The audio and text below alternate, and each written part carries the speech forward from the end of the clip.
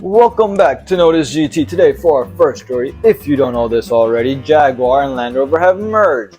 And early this year, the company relaunched itself as a house of brands comprising of 4 companies, Jaguar, Defender, Discovery, and Range Rover. To reinvigorate interest in the company, they have pledged to invest £15 billion over 5 years. This will include £250 million for the Future Energy Lab in Whitley, which will be an EV testing facility, which is because JLR is going fully electric. The facility will focus primarily on EDUs, extremely dumb and ugly, electric drive units. At this point, JLR doesn't have a board of directors, it has a board of dementia. This bullshit started in 2021 with what JLR calls the Reimagine strategy, which starts with Jaguar going fully electric. Now this is funny because it's 2024 and they've yet to announce a new electric car, but they have announced that they will stop all petrol-powered Jaguar production. Why? To reduce its greenhouse gas emissions by 46% and cut the average vehicle emissions across its value chains by 54%.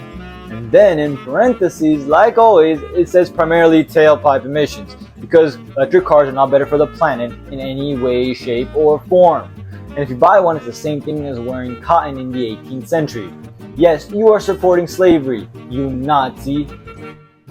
The executive Führer of product engineering, Thomas Mueller, says that our vehicles are and continue to be at the forefront of an all-electric automotive future. Which is funny because that asshat on Downing Street, Sunak, has recently put the date of when new internal combustion vehicles are banned from sale by 5 years to 2035. So let's see who goes bust first, Jaguar or petrol? For our next story, it is time for another company who has completely forgotten its heritage, Lotus, who has recently finished a 3-year program that took place in the Arctic Circle in order to test its winter capabilities for its brand new Hyper GT, the EMEA, which is the company's first 4-door SUV. Unfortunately, it's not its only SUV. This is following Lotus's vow to go fully electric. They even planned a $1.2 billion factory in China to increase their production from 5,000 per year to 150,000 per year by 2028. That is, if they don't go bust first. They will release the EMEA first in China, mostly because the Chinese aren't allowed to complain and the rest of us would rather have a Taycan. I mean, what happened to simplify and add lightness? For our next story, look at these pictures. This is the new BMW 7 Series Protection. This luxury limo has received a VR9 certification from Germany's Vereinigung der Prüfstellen für Angriffsmittel, Materialien und Konstruktionen, or the Association of Test Laboratories for Attack-Resistant Materials and Construction, VPAM for short. It was able to reach this level of protection thanks to the new BMW Protection Core, which comprises of a model-specific self-supporting body structure made from 3-dimensionally engineered hot-formed steel alloys, as well as additional armoring for the underbody and roof and armored glass. And if a bullet does get past, don't worry about fuel loss because the car has a special fuel tank that has special casings that allow it to self-seal itself after being hit. Unless, of course, it's an incendiary round. But what really gets me is the i7 version, which is meant to show how the BMW Group is once again a pioneer in the field of locally emissions-free mobility. And this really pisses me off, because this car is worse for the environment than a pop star. The batteries in the car had to be mined, most likely by slaves. The body brick had to be made not once, but twice. One of the times out of metal that had to again be mined and forged. The only thing dumber than this car being green is its face. But at least now you can play Call of Duty on a battlefield. That would make such a good YouTube video.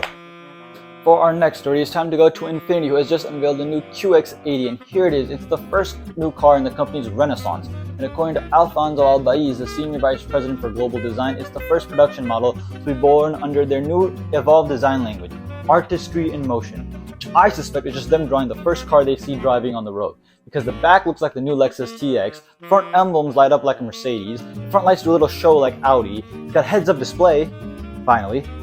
The door handles are now flush like Range Rover, and the most exclusive models are now called the Autograph, which distinguishes itself from the normal one with a 2-tone color option like the Autobiography.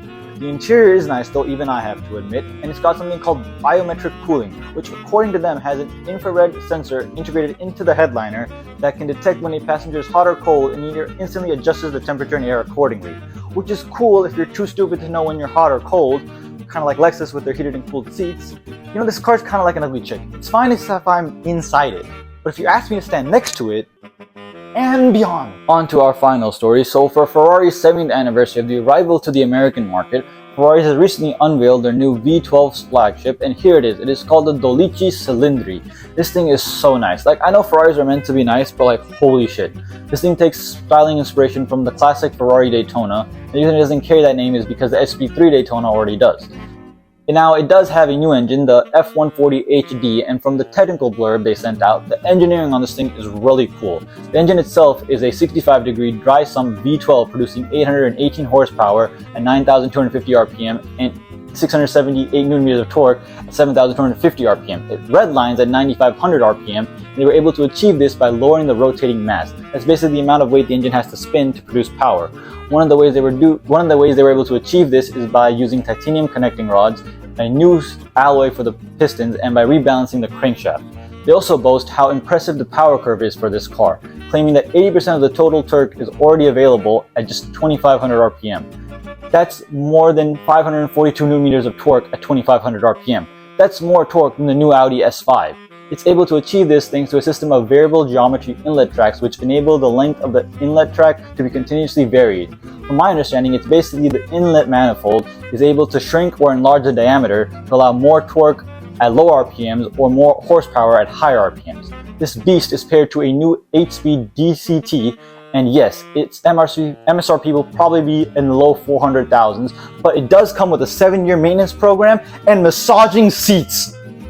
Well, that's it for today's video, guys. Hope you enjoyed. Please like, subscribe, and share, and peace.